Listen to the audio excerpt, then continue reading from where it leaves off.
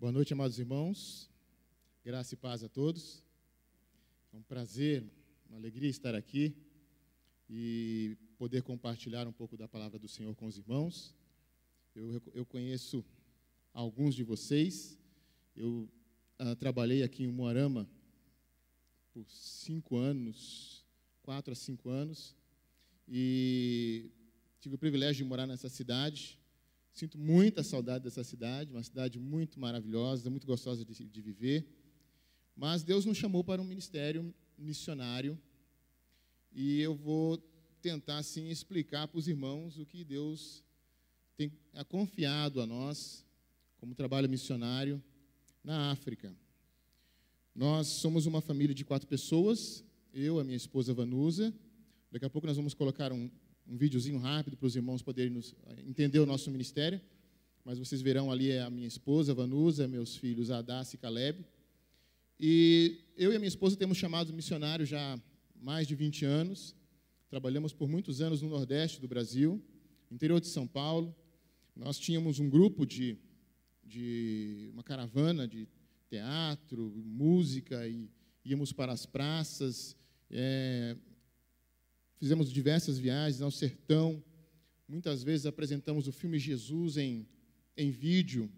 Isso durou, assim, 10 anos da nossa vida. Mas Deus sempre nos chamou para a obra missionária. E você sabe, internacional, fora do país, e você sabe que às vezes nosso coração reluta, ainda mais quando nós temos filhos, quando temos crianças.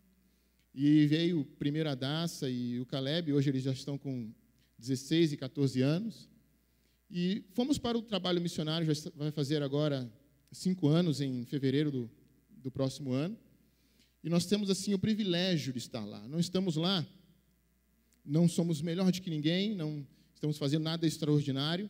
O que nós estamos fazendo lá é obedecer o chamado que o Senhor nos deu. Confesso para vocês que às vezes é difícil, confesso para vocês que muitas vezes a gente gostaria de estar aqui em Umuarama, apesar do friozinho que está aqui, né? Gostaríamos de estar aqui no aconchego da família, dos amigos, dos irmãos, mas o Senhor nos chamou. E se nós não formos, quem irá? Não é verdade? Se o chamado não vai, quem irá? Então, já fazem agora 4 anos e meio que nós estamos no trabalho missionário na África do Sul. Nós moramos, irmãos, vou só colocar aqui para dar um pouquinho mais de espaço. Nós moramos na fronteira norte da África do Sul, na fronteira entre a Botsuana e a África do Sul. Às vezes a pessoa pergunta assim, mas Botsuana é um país? Botsuana é um país e é um reinado, na verdade. Lá é um rei. Nós temos 2 países de reinado ali. A África do Sul faz fronteira com Botsuana, e no meio da África do Sul, é um país dentro do outro, nós temos, como no Vaticano, né, um país dentro do outro, nós temos Lesoto, que também é um reinado na África. E nós temos ali, só para os irmãos terem uma ideia, nós temos cerca de 9 povos na África do Sul. Nós temos um grande desafio como missionários, que lá são 11 línguas que são faladas no país. E o país, podemos dizer que é mais ou menos o tamanho de São Paulo e Rio de Janeiro juntos. Então, são 11 países, 11 línguas, sendo que 2 são oficiais, que é o inglês e o africans. Nossos filhos estudam na escola o inglês e o africans, e são línguas obrigatórias, e 9 línguas tribais. Eu costumo exemplificar de tal maneira, se o Brasil, nós temos a divisão por estados, nós temos 26 estados, é isso? Desculpa aí que eu estou meio fora da geografia brasileira, é 26 ou 25 estados, não é isso? Mas todos falamos português. Na África do Sul, não. Para ter uma ideia, são divididos em províncias, só que dentro das províncias existem as tribos, que são antigas na África. Não é a mesma divisão de estados, entenda bem, mas cada um tem na sua região uma língua. Então, no país todo, são 9 tribos principais, Zulu, Xhosa, Xangana, Soto, e cada uma dessas tribos fala a sua língua. Então, um sul-africano, ele fala no mínimo 3 línguas.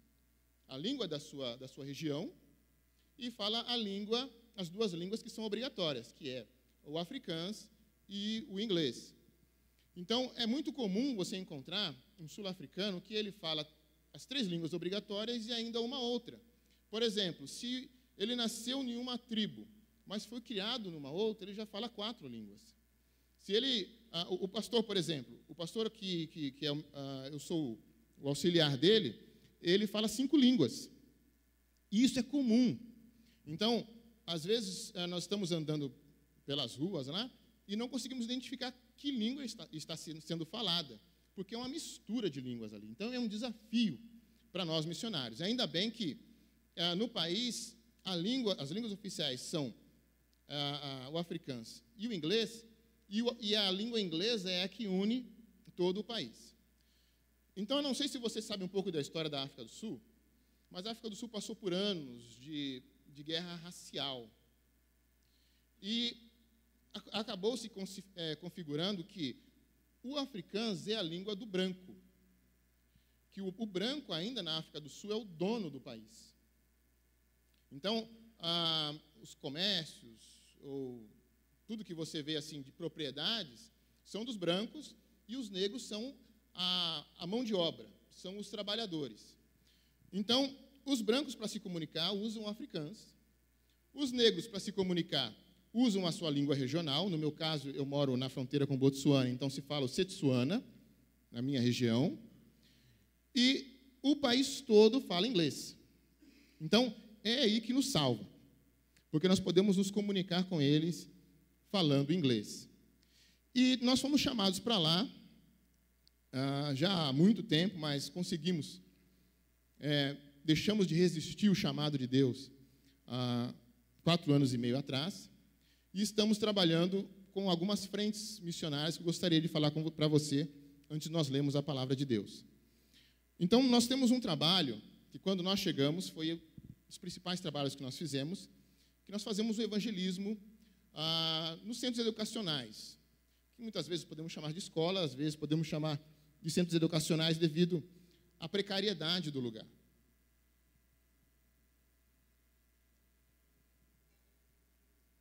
Então, nós temos portas abertas para pregar o evangelho nas escolas. Então, nós apresentamos através de música, através de histórias bíblicas, através da palavra pregada, nós conseguimos alcançar as crianças. Mas a África do Sul, como muitos países da África, ele tem sido invadido pelo islamismo. Então, existem muitos muçulmanos lá. Inclusive, eu estou meio assim numa situação complicada lá, porque nós moramos num sobrado, como se fosse um sobrado. Nós moramos na casa de cima e tem a casa embaixo.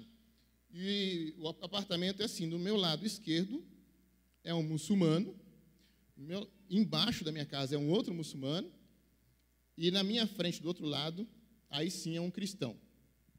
E nós somos declaradamente cristãos lá, né? E aí eu falo com as minhas crianças assim, filhos, é o seguinte, se o vizinho do lado, da esquerda, ou de baixo, e falar assim, guarda esse pacote para mim, guarda essa bolsa para mim, que depois eu pego mais tarde, eu falo, não pega. Não pega. Você dá uma de camarada lá, mas deixa o pacote com ele. Porque assim, a gente brinca com isso. Mas os muçulmanos são muito comuns lá. Graças a Deus, que não são radicais. Os radicais estão mais ao norte na África. Nós temos muitos relatos, por exemplo, o nosso presidente da missão, ele era de uma igreja na Nigéria, que quando ele era criança, ele tinha 12 anos de idade, ele estava sentado com os meus irmãos aqui, e os irmãos já ouviram falar do Boko Haram, um grupo radical na Nigéria, e eles passaram por fora, assim, eles nem entraram na igreja. Por fora, pela janela, eles metralharam quase todo mundo dentro da igreja, porque eles não aceitam cristão. Eles acham que nós, como cristãos, somos infiéis porque cremos em Jesus, como Filho de Deus. Para eles é uma idolatria, porque quem deve ser adorado somente é Deus e não Jesus. Então, eles são radicais. Mas na África do Sul até que não. Mas já aconteceu casos, por exemplo, de nós estarmos evangelizando nas escolas e o pai, que é muçulmano, e nós somos uma escola mista, vocês vão ver daqui a pouquinho porque ela é mista, ela tem negros e mestiços, o pai entrou dentro da escola e arrastou o filho para fora, e o filho queria ouvir. Nós estávamos contando, se não me engano, a história de Jonas, e o pai arrastou, e uma outra ocasião foi a mãe que entrou e arrastou para fora porque não queria que o filho ouvisse do Evangelho. Então, nós passamos por isso. Graças a Deus, nunca tivemos problema com atentados na nossa cidade, não. Mas é complicado você pregar o Evangelho num país que o islamismo tem avançado. Então, nós temos esse trabalho de escola, nós temos um trabalho também com uma creche, nós temos uma creche na igreja, que atendemos ali 47 crianças, e esse trabalho da creche está ligado com um outro trabalho que nós fazemos. Nós temos um trabalho de sopão. Certo dia, nós estávamos andando, eu e minha esposa, logo quando nós chegamos na região que nós trabalhamos, e percebemos que muitas pessoas ficavam assentadas à beira do caminho, esperando um trabalho. E nós vimos que aquelas pessoas, às vezes, passávamos a tarde e a pessoa continuava lá. Então, é bem como naquela história bíblica, que chegava o Senhor e contratava um trabalhador, lembram disso? Contratava o trabalhador para trabalhar na sua vinha e depois marcava lá com ele o valor, levava para lá e ia pegando as pessoas na beira do caminho. E na África do Sul é muito assim. Nós temos pessoas que vêm de Moçambique, da Namíbia, até da própria Nigéria, do Zimbábue, pessoas que vão para lá para tentar fugir, às vezes, de guerra civil, como os somalis. Eles vão para lá para poder tentar viver melhor. E aí não conseguem emprego e são ilegais no país. Então, ficam procurando trabalho dessa forma. Então, o que acontece? Essas pessoas ficam lá e, às vezes, passam um dia inteiro lá. E, às vezes, não conseguem trabalho. E o que nós resolvemos fazer? Nós resolvemos fazer um tipo de comida, algum tipo de alimentação para essas pessoas, para que eles possam ficar o dia ali. Então, nós começamos a fazer um sopão, a princípio. Depois, nós juntamos, fizemos como é que eu posso dizer aqui? Me foge, às vezes, as palavras. Um caldeirão, acho que seria isso em português. Fazemos um caldeirão de comida e levamos em diversos lugares da cidade para alimentar essas pessoas que passam um dia, às vezes, com fome. Então, essas pessoas, nas vilas onde elas moram, deixam as crianças em casa, não tem onde deixar as crianças. E aí que nós percebendo isso, temos a creche na igreja e temos o sopão para os pais que estão na beira do caminho. Então, o nosso ministério é esse. O nosso quarto trabalho está envolvido com treinamento de obreiros. Nós ensinamos a palavra de Deus para os obreiros africanos, que não são propriamente sul-africanos. Muitos são do Moçambique, outros são do Congo, pessoas que vão para lá e precisam de um treinamento para que a igreja possa prosperar. Então, nós estamos trabalhando com essas pessoas. O irmão Paulo Cerosino possa apresentar numa outra oportunidade, tá bom, pastor Itamar? Eu vou ficar devendo para os irmãos. Então, nós temos esses 4 trabalhos, ainda bem que eu falei. E Deus colocou um novo trabalho nas nossas mãos. Como eu falei para os irmãos, nós temos uma creche. E há cerca de um mês atrás, um irmão, o pastor Mufoken, que é meu parceiro, nós estávamos na creche conversando, eu e ele, e chegou uma senhora. E ela deixou uma criança lá conosco, preencheu a ficha, a primeira vez que ela ia deixar uma criança conosco, e falou de que ela ia para a beira da estrada esperar um trabalho. E, geralmente, quando a pessoa vai para a beira da estrada esperar um trabalho, ela fica dali das 7, 8 da manhã até as 3 da tarde, quando ela não consegue. E quando ela consegue, fica até as 5. E nós percebemos que essa senhora foi, deu 3 horas, ela não voltou, deu 5, 6 e ela não voltou. E aí pegamos o telefone que ela deixou, nós ligamos para lá, não encontramos ninguém. Fomos no endereço que ela deixou, também não tinha nem o número na rua. E aí nós percebemos que foi um caso de abandono, que ela deixou a criança lá para a gente. E aí nós encontramos um orfanato a cerca de meia hora dali, numa cidade vizinha, e deixamos a criança lá e o orfanato ia ver o que podia fazer pela criança. E depois de algum tempo, me surgiu um outro caso de uma senhora que chegou, ela falou, eu sou HIV positivo, e a minha filha também, e a menina com 3 anos de idade. E ela falou assim, pelo amor de Deus, fiquem com a menina.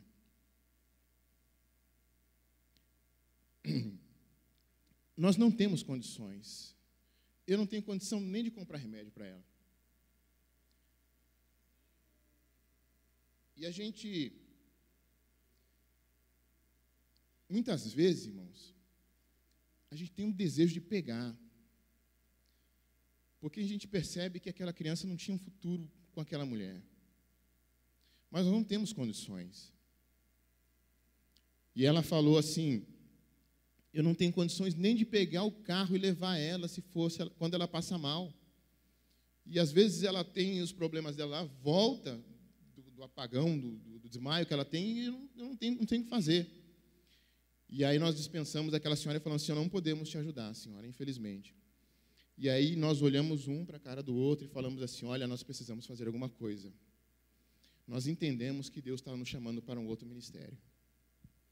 E aí nós conversamos bastante, oramos bastante, e nós decidimos abrir um orfanato. E assim, irmão, eu não sei se você sabe disso, mas missionário é duro. Missionário é um homem duro. Se você pensar assim, o irmão Francisco está lá na África, mas ele deixou uma casa no Brasil, deixou um apartamento, sei lá onde, deixou uma renda lá. Não, irmão, missionário, ele vive com aquilo que Deus manda. Mas eu tenho que te dizer, Deus nunca me deixou e nunca me desamparou. Nem a mim e nem a minha família. Nunca passamos necessidades, nunca precisamos pedir comida para ninguém, nunca faltou para o ministério, porque o nosso Deus, Ele é fiel. O nosso Deus é fiel. Mas nós não temos dinheiro para ir construindo orfanato assim. E aí eu falei assim, irmãos, vamos fazer eu falei com o pastor Mufoquem, que é meu parceiro, eu falei assim, vamos fazer o teste de Gideão, vamos colocar a esponja lá. Se molhar, é de Deus, se não molhar, não é de Deus. E fizemos uma coisa meio assim, meio doida. E torcendo para não molhar, né? Porque assim, é uma responsabilidade que a gente não queria pegar. E aí falamos assim, vamos fazer um vídeo. E fizemos 2 vídeos. Ele fez um vídeo em inglês e eu fiz um vídeo em português. E começamos a mandar um vídeo. Não sei, talvez algum irmão viu o vídeo por aí. Começamos a mandar o vídeo. E a minha esposa, que é mais ligada nessa coisa de internet, começou a mandar o vídeo.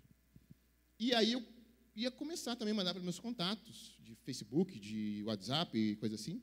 Irmão, nós estávamos mandando o vídeo ainda. Estávamos mandando o vídeo.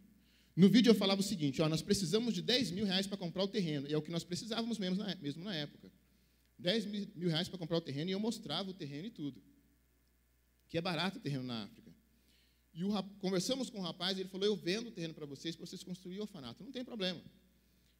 Mandamos o vídeo. Eu estava mandando o vídeo ainda quando o irmão me ligou, de Londrina, e ele falou assim, pastor Francisco, eu passei o vídeo adiante e passou para fulano e Beltrano e foi chegando.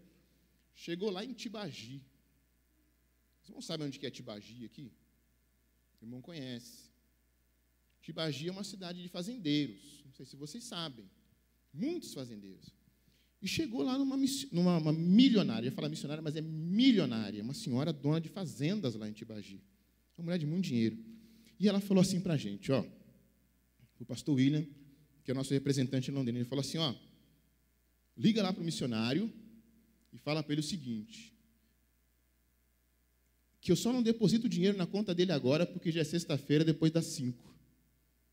Mas segunda-feira o dinheiro vai estar na conta dele. Sabe, irmão? Quando foi na segunda-feira, o dinheiro estava lá. Eu falei, Jesus não tem mais para onde fugir agora nós temos que abrir esse orfanato. E foi o que nós começamos a fazer. Nós compramos o terreno, e agora, nessa minha vinda ao Brasil, eu estou passando por diversos lugares no Brasil, no objetivo de nós precisamos levantar 80 mil reais para construir o lugar, que é o lugar que Deus colocou na nossa responsabilidade de levantar. Nada vai ficar ali no nosso nome, vai ficar no nome dos sul-africanos, para que eles tomem conta, mas é esse o desafio. Eu tenho praticamente 80 dias para isso, e com certeza Deus vai abrir todas as portas. Eu creio nisso. E o que eu quero pedir aqui, irmão, eu não falei nada com o pastor Itamar, e nem quero pedir nada para os irmãos aqui. Mas o que eu sou um cristão pidão, de oração. Eu quero ver essa igreja comigo em oração. Eu quero que vocês vão para a África comigo. Não, talvez fisicamente, mas que você vai comigo através da sua oração, através de mandar uma mensagem. Irmão Paulo Cerosino, que Deus te abençoe. Esse irmão é uma bênção para nós, sempre mandando uma palavra de incentivo, sempre encorajando.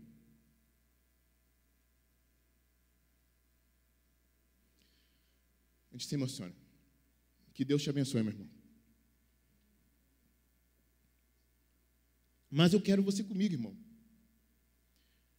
Não é o pastor Francisco, não é o missionário Francisco, essa obra é de Deus.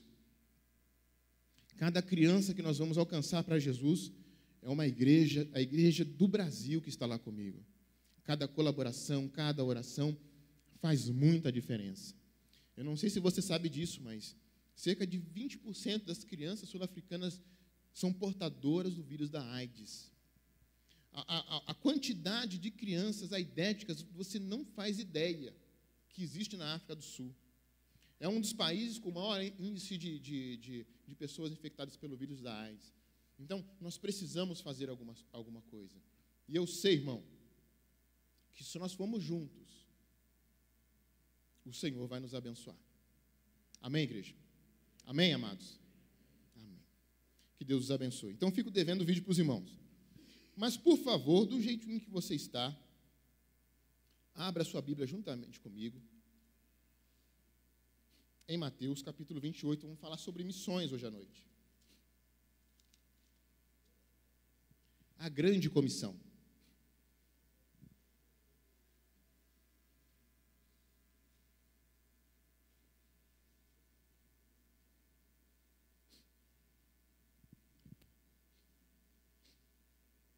Mateus, capítulo 28, versículo 16, irmãos. Pode ficar sentado do jeito que você está, vamos ler a grande comissão.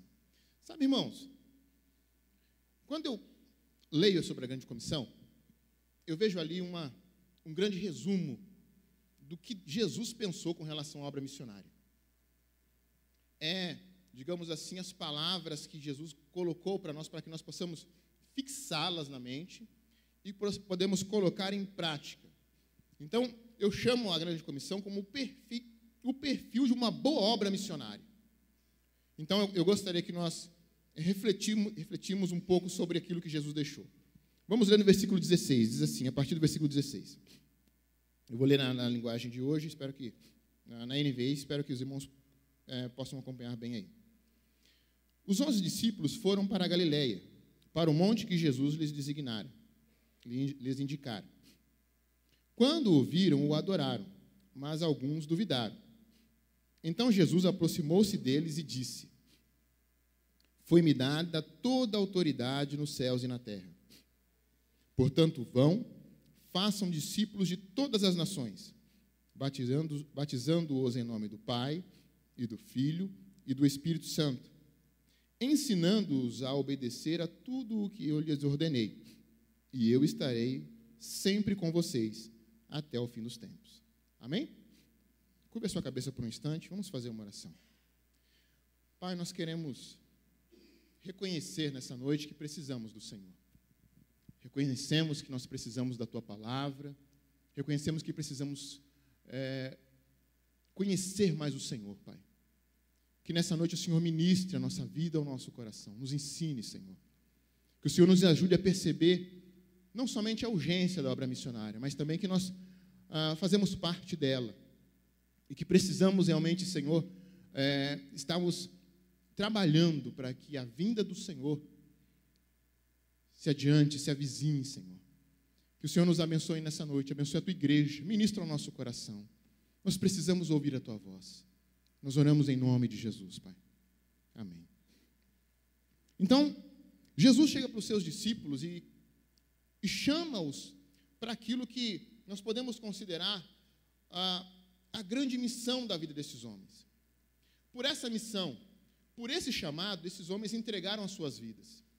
Por essa missão, por esse chamado, estes homens largaram tudo o que eles tinham e tudo que eles envolveram, toda a sua vida, o cotidiano deles ficou para trás, porque eles tinham agora uma nova ordenança, um novo chamado que era pregar Jesus Cristo para as nações. Eu estava comentando outro dia com os irmãos e estava falando justamente sobre aquela pressa que a igreja primitiva tinha de pregar Jesus. Então, quando eles pensaram em sair para o mundo, a primeira coisa que eles fizeram era vender o que tinham. Muitos deles vendiam o que tinham, outros investiam em outro que ia. A igreja, por exemplo, de Antioquia, investiu em Paulo e enviou ele para os campos mais além. A igreja sustentava aqueles que eram obreiros, que eram os apóstolos, que iam para as outras nações, ou para as cidades vizinhas, ou para que estavam envoltos no trabalho ali em Jerusalém, em Samaria, e toda aquela região que precisava ouvir a palavra de Deus. Mas havia uma urgência naquela época. Parece que os cristãos tinham um desejo, tinham um objetivo de que Jesus, e um anseio também, de que Jesus viesse logo. Esse era o desejo deles, e por isso eles se apressavam em fazer isso. E o próprio Jesus, ele falou assim, olha, eis que venho sem demora. Então, aquilo trouxe para aqueles crentes na época um desejo cada vez mais inflamado de que eles pudessem pregar logo, Jesus voltar logo e a obra ser feita. Então, Jesus, na sua saída, deu aquele impulso que eles precisavam. Eu costumo dizer que quando nós estamos de saída, nós destacamos as coisas principais. Você já percebeu isso? Quando nós estamos de saída, por exemplo, você vai viajar. Eu fazia muito isso. Eu chegava para um rapaz que ficava na minha casa, eu deixava ele lá, porque eu ficava, às vezes, meses fora. Eu viajava com a família e falava para ele, olha, nós estamos de saída, mas você lembra, olha, você precisa apagar as luzes toda noite, ou você precisa desligar o registro mais tarde, você precisa fazer assim, assim, assim, para que ele pudesse viver, ficar na minha casa bem. Então, eu avisava para ele, eu deixava tudo certinho para ele, dava meu alerta para ele. E eu entendo que Jesus fez a mesma coisa aqui. Ele deu um alerta, ele direcionou o seu povo da melhor maneira, de tal forma que ele agora ia, mas as últimas palavras iam ficar no coração dos seus discípulos. E interessante, eu chamo essa passagem de o ideal, o perfil ideal da obra missionária, porque Jesus ele deixa um resumidinho aqui, mas que ele possa abrir a nossa mente hoje à noite, para nós entendermos o que ele está querendo dizer para nós. Amém? Primeira coisa, Jesus, antes de ir, ele se apresentou. Percebem isso? Jesus, antes de falar para os seus discípulos, e antes de ele mesmo ir, ele chegou para os seus discípulos e falou assim, olha, é-me dado todo o poder, ou melhor, nessa versão, toda a autoridade nos céus e na terra. Portanto, ide e fazei discípulos de todas as nações. Ou seja, Jesus, quando ele chama os seus discípulos para evangelizar as nações, para pregar a palavra, ele fala assim, olha, aquele que está mandando vocês ir é o Senhor dos senhores, é o Rei dos reis, é aquele que tem o governo sobre os céus e sobre a terra. E talvez você não tenha a mesma percepção que o missionário tem, porque quando nós vamos para o campo missionário, nós não vamos na nossa força, nós não vamos na nossa condição, nós não vamos no nosso poder intelectual, na nossa capacidade financeira, não vamos nisso. Nós vamos baseado naquele que é, que era e que sempre será. Nós vamos firmado naquele que está sentado no mais alto trono à destra de Deus, do Deus vivo. Nós vamos baseado naquele que tudo pode, que a Bíblia diz que tudo pode, que nenhum dos seus pensamentos pode ser impedido. Nós não vamos porque nós temos condições. Não é porque eu posso comprar uma passagem para chegar na África que eu vou. Eu não vou porque simplesmente eu tenho a formação teológica necessária para chegar lá. Não.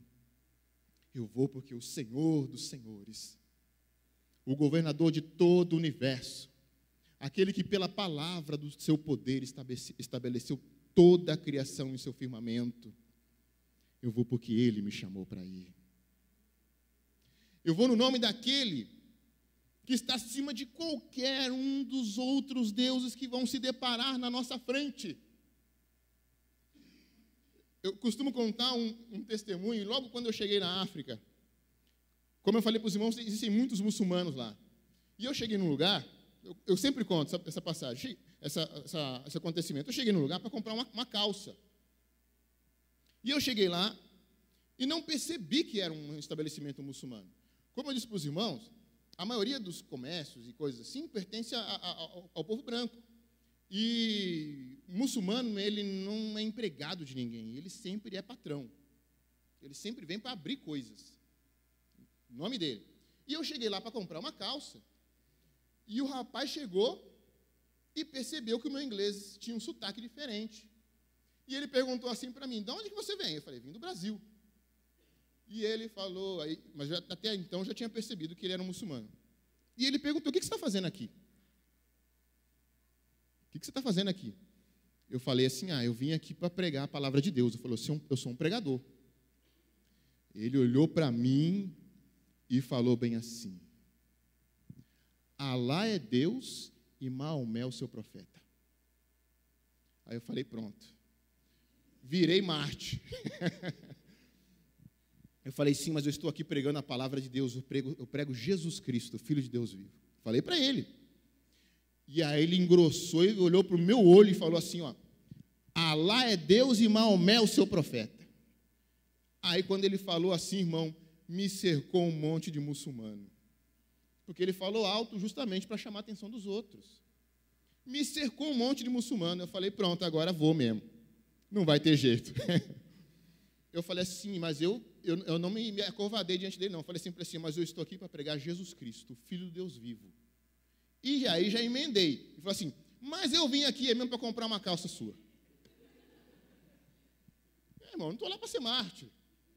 Ainda mais nos primeiros dias que eu estava chegando na África. E aí já mudei de assunto, e aí já contornamos a situação ali.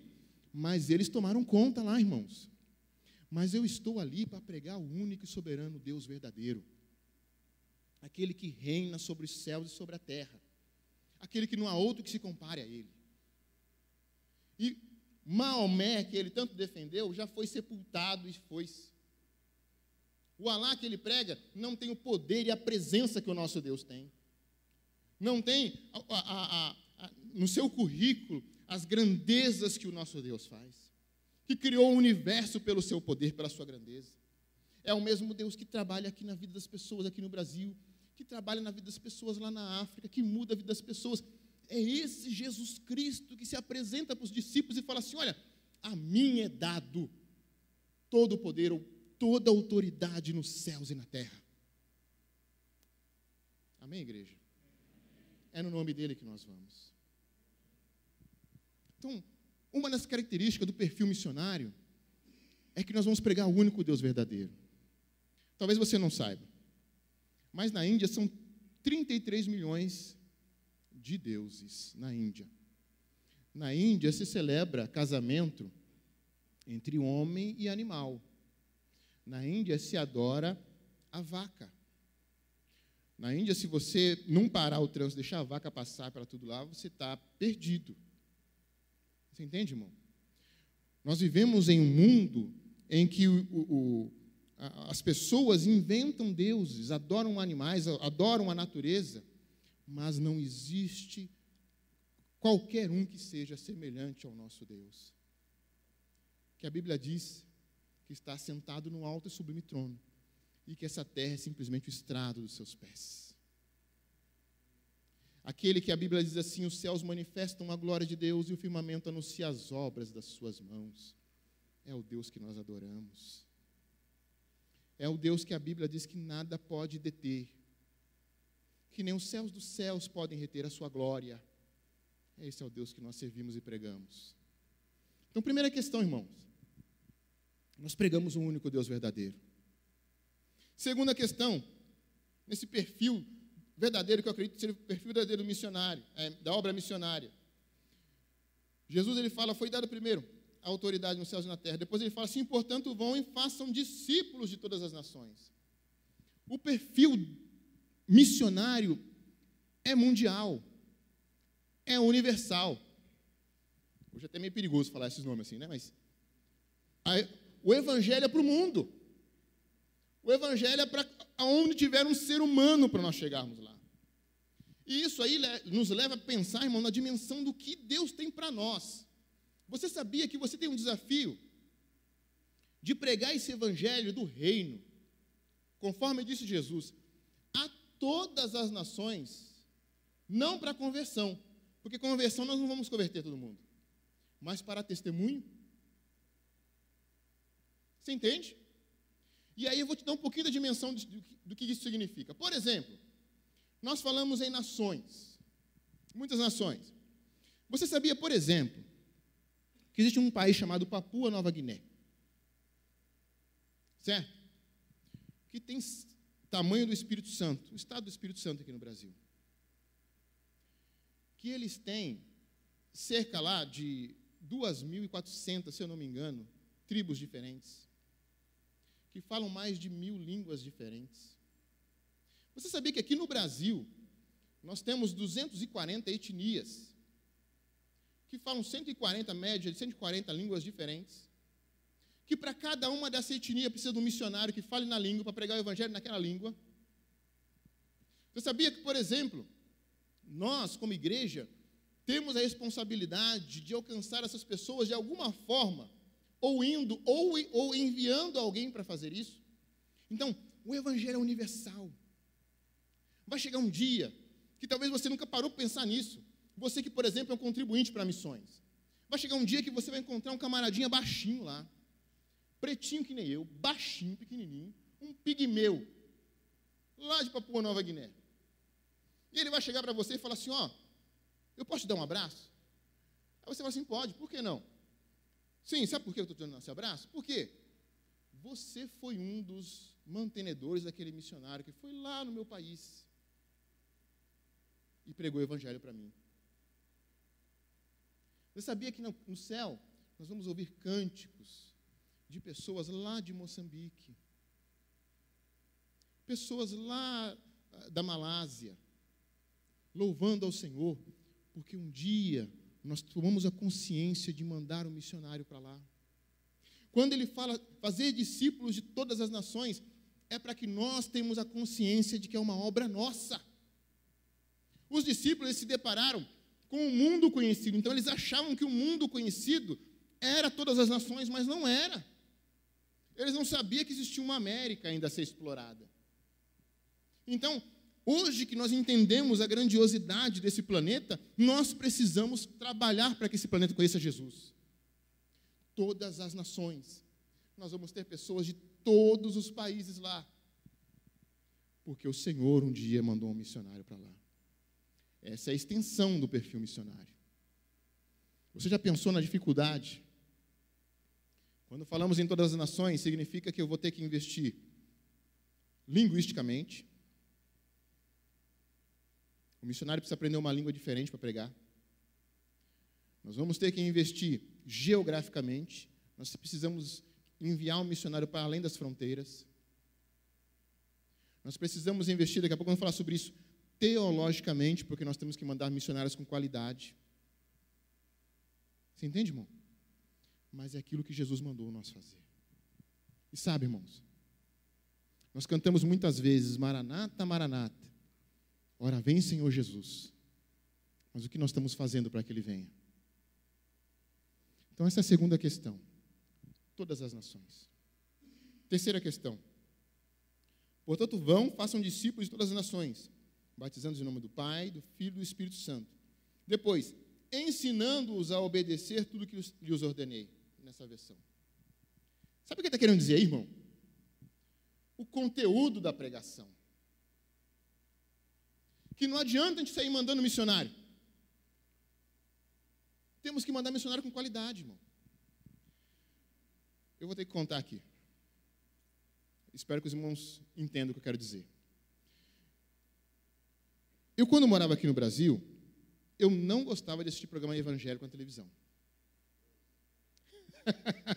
Então o pastor vai entender muito bem o que eu vou dizer aqui. Não gostava. Não gostava. Mas eu cheguei primeiro dia, irmão. Não posso dizer primeiro dia, porque foi na manhã do dia seguinte. Mas menos de 24 horas. Falei, hoje eu vou quebrar esse negócio. Eu vou assistir um programa evangélico. Sentei lá. Aí tinha um camarada lá. Não vou falar o nome dele.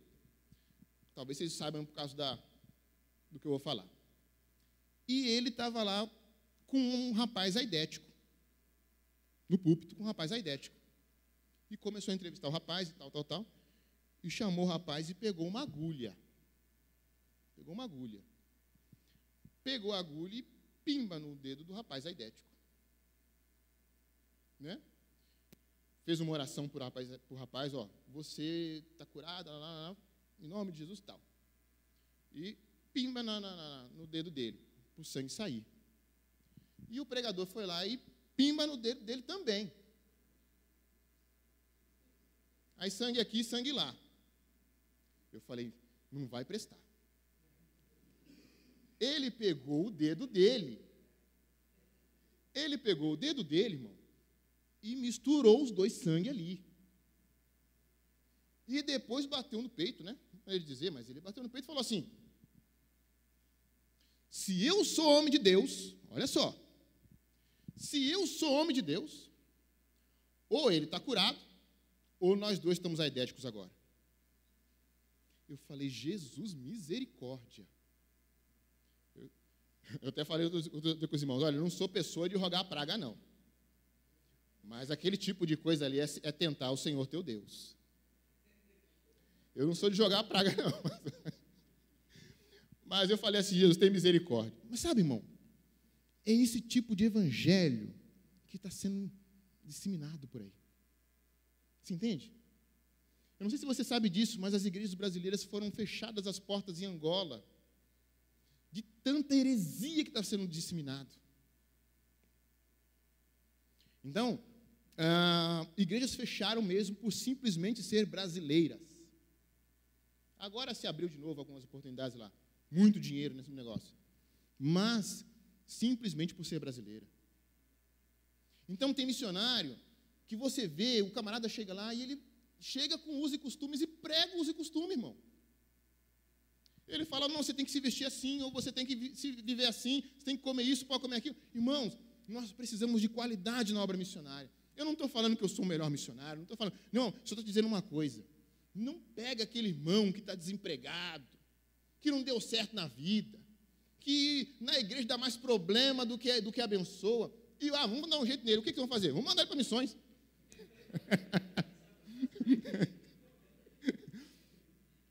Pastor Francisco está precisando de um ajudante lá na África, lá na fronteira com Botsuana. Você entende, irmão? Você tem que mandar o melhor de Deus. Eu me lembro daquela história do missionário, eu não me lembro o nome do missionário agora, mas chegou um missionário para pregar numa tribo indígena, se não me engano foi em Nova Guiné mesmo, chegou lá para pregar e começou a falar, ó, Jesus é assim, e assim, a palavra de Deus fala assim, assim, assim. O aborígene falou assim, não, esse camarada esteve aqui. Ué, como é que é? Falando o testemunho dele. Esse camarada esteve aqui. Mas como é que ele esteve aqui? Jesus esteve aqui? Não. É um missionário. Ele entendeu depois que era um missionário que tinha estado lá. Porque ele ensinou Jesus.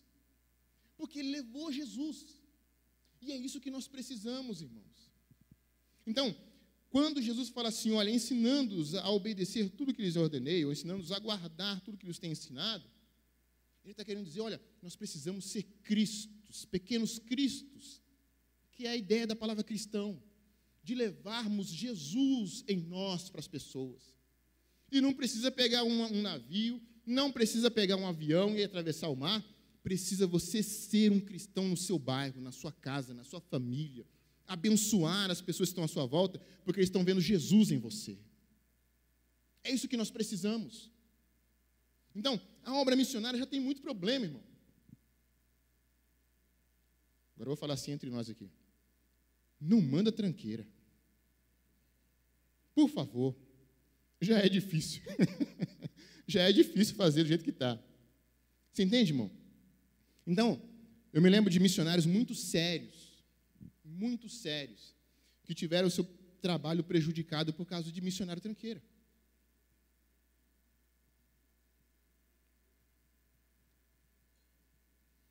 Que vai e segue aquele versículo assim, ó, ide por todo mundo e tirai fotos de toda criatura.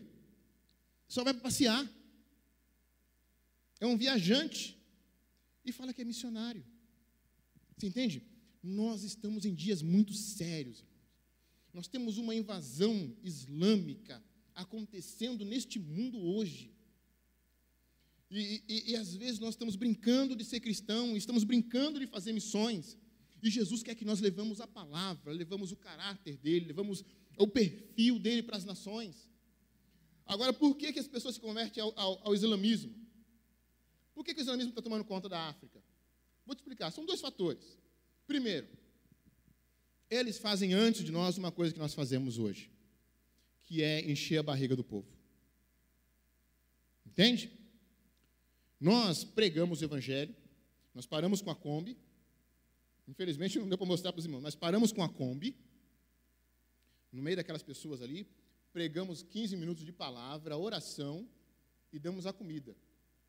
Muitas pessoas aceitam Jesus ali. Na última vez, para os irmãos terem uma ideia, a última vez que eu preguei, nós paramos em uns 4 ou 5 lugares, foram 45 pessoas que aceitaram Jesus, para a glória de Deus. Você entende? Então as pessoas aceitam Jesus, têm desejo de Deus. Aí o que acontece? O muçulmano, ele fala assim, olha, eu te dou a comida, mas você vai lá na mesquita. Vai buscar a comida lá. Você entende como é que funciona? Aí a pessoa vai, eles dão a comida e a pessoa já fica por lá mesmo. Você entende? E outra coisa, o muçulmano, ele se ajuda.